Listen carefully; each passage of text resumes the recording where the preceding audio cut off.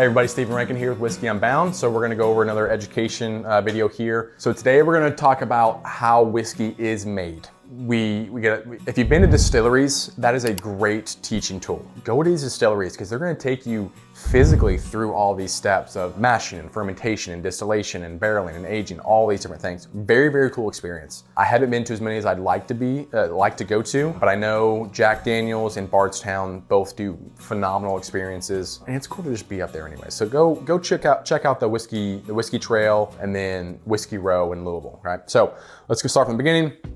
First, we have to obtain our grains, right? The grains are going to come from where the distiller chooses from. A lot of people like to be very marketing friendly and say, hey, we are Tennessee grain to glass, we are Kentucky grain to glass, we are California grain to glass, whatever. It really tugs on the heartstrings of your local community. Sometimes that's great, sometimes it's not, right? Like the South does not grow rye very well. I could care less if you're getting your rye from Tennessee, right? Wild Turkey specifically gets non-GMO rye from Germany. So it does really well over there. It's a really great product, right? So just because it's not from your state, that can hold some water. Don't hang your hat on that, right? It's a cool marketing thing, but doesn't necessarily mean it's the best, right? If Nevada is saying, hey, we're grain to glass, well, they don't grow the corn that Indiana does or that Illinois does. You know what I'm saying? So take that with a grain of salt, okay? So first you obtain your grains, wherever those come from, and then you're going to do a coarse mashing, right? So you're gonna ground these grains up into a thick, coarse, dry cereal mixture, okay? From there, you're gonna go to your actual mash where you would add water, hot water to it and make it more of like a porridge substance. And then from that, you would add yeast to go to fermentation. Here's where we pause.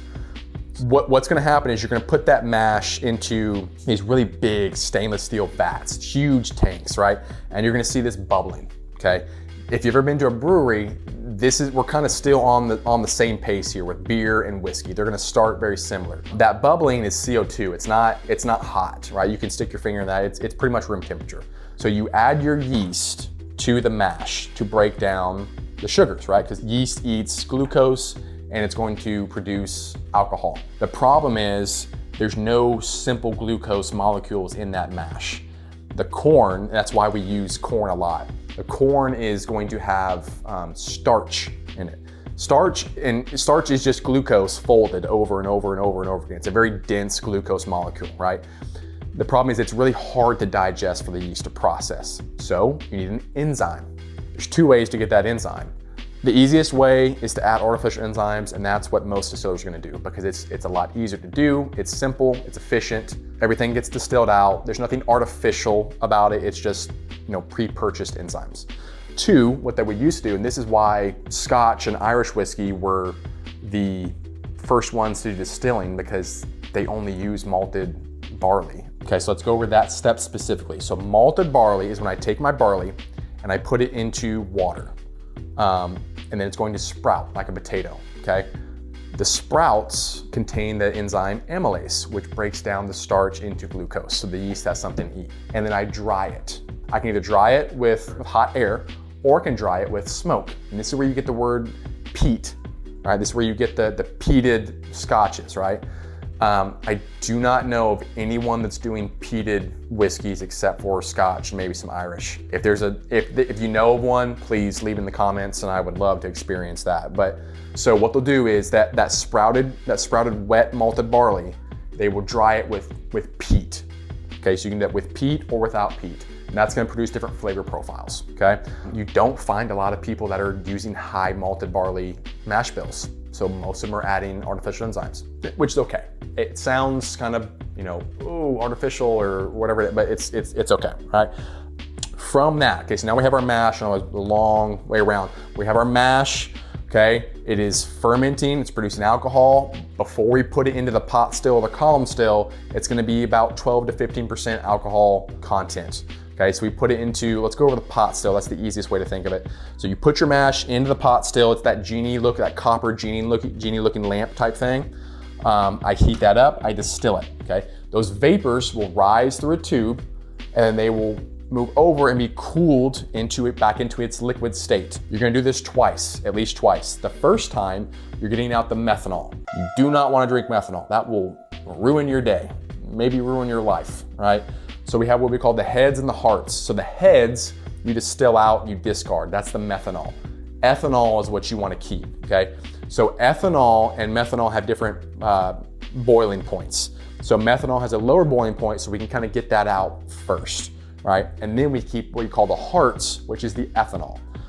Some people do 3 distillations. Typically it's gonna be 2 to 3. You don't wanna do too much distilling because then you're stripping your flavor. You're stripping your flavor profile, which one you keep, okay? So pot still is the easiest way to describe it.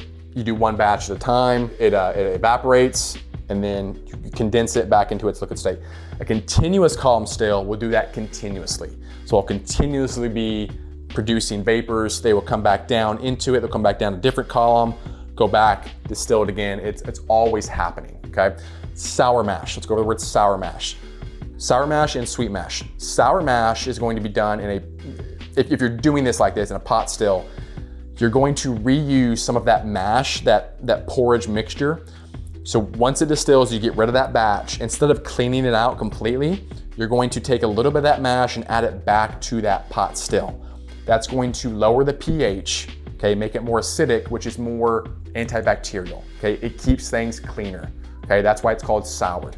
It's not sour in terms of the flavor, it's sour in terms of the process. A sweet mash, there's a few brands that are doing it, it's becoming more popular, would be when I completely clean out that pot still every single batch, okay? They used to do sour mash. Sour mash was so much more popular back in the day because they didn't have the sanitation methods that we do now, right? So it was a lot easier just to add some more sour mash to it and then lower the pH, okay? So we have our ethanol. Now I put that into the barrel, and that's the last step, right? If it's bourbon, rye, or wheat in America, it's gotta be new charred oak, okay? Other countries do not have to have new charred oak. Again, there's more legal definitions that we can go to of why it has to be new charred oak. That's gonna be different videos. But it has to be new charred oak. Again, you don't have to store it in a barrel, but it can be. That's what you're gonna do usually.